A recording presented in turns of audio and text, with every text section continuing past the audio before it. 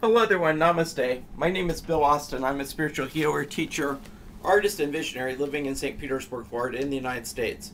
My main website is www.healingholograms.com. Earlier this week when I woke up, I was getting this sort of like a channeled reading that I thought I would like to share with people on YouTube.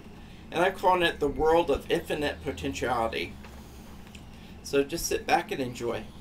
Long, long ago, God Goddess created a lovely world, and when they thought about what the sole purpose of this world would be, they decided it would become a school where highly evolved beings from all over creation could come to learn how to love, trust, and accept themselves, others, and spirit unconditionally.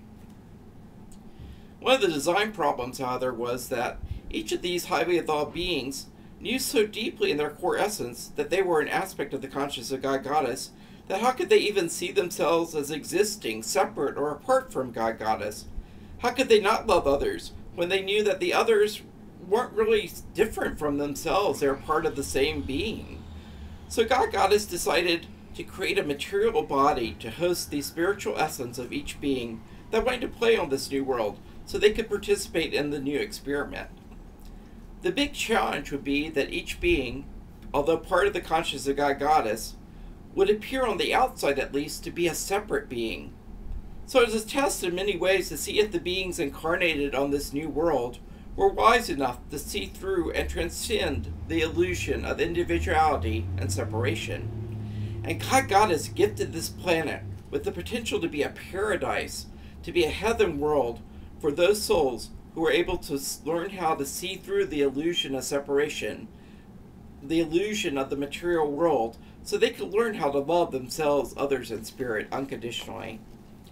There was great excitement when the experiment in consciousness was announced, and many, many souls wanted to incarnate on the new planet. So many souls wanted to come here, in fact, that the God Goddess had to turn down them and offer other life experiences instead of the new school. The souls incarnated on the world of infinite potentiality had one concern, and that is, what if they forgot the purpose of the school? How would they be able to measure their progress toward learning how to love and accept themselves, others, and spirit unconditionally? Most of these souls had never had a body before, and they were not sure how that would all work out, the mechanics of it and all. I mean, it looked good on paper, but often things that look good on the spiritual plane, well, sometimes these bright ideas have unexpected twists that you don't realize until it's too late. So there's a lot of discussion about the best way to help these beings who wanted to enroll in the new school, and ultimately God Goddess created 3 safeguards to assist beings on the world of infinite potentiality, to help them to remember who they really are in their core, and help them to remember their core soul mission, to learn how to love themselves and others and spirit unconditionally. First, the beings incarnated on the world were gifted with a rich emotional and feeling nature that would provide immediate internal emotional feedback to each being. When they were deepening their ability to love themselves and others unconditionally, they would feel happy. And when they were not evolving in that direction, then they would feel unhappy. Secondly, each incarnated soul was gifted with a superconscious mind that became their personal interface with the great law of attraction, so that anything they focus on with their mind and nurture in their heart would be created. So the new planet became widely known as the world of infinite potentiality because of this great gift. What this means is that the more loving the beings became, the more heaven-like their external outside world would become. So basically, the beings on this world would know how they were doing in their quest to love themselves and others from both inside and outside, from their emotions and feelings within, as well as the quality of their outer life and life experiences. And thirdly, God Goddess promised to send great avatars to the planet to remind people of their mission and teach people how to love, forgive, and heal themselves. And everyone felt pleased with this solution because they said, surely, with such strong reminders inside of ourselves and outside of ourselves, what's so obvious? How can we fail in our purpose? And at first the experiment went really well. People who incarnated on this great planet, this world of infinite potentiality, knew their only responsibility, in fact, was to love themselves and others, and in doing so they create heaven on earth. But eventually, over time, they forgot the purpose of the planet, and they forgot the energetic setup of the planet, and life became harsh indeed for these inhabitants.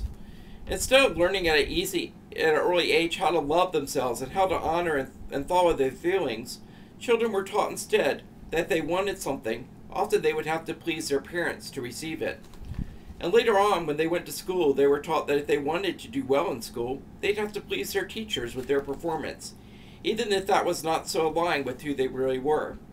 And children learned early on that if they wanted to become accepted by their peers as friends, that they'd have to model themselves on what their peers did and said, even if it did not resonate with their heart.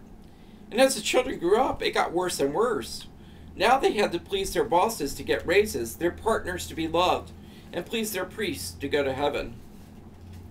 And over time, people got so used to trying to please others to get by that they began to look to others to approve of who they are, and either began to define who they are in terms of how they appear to others.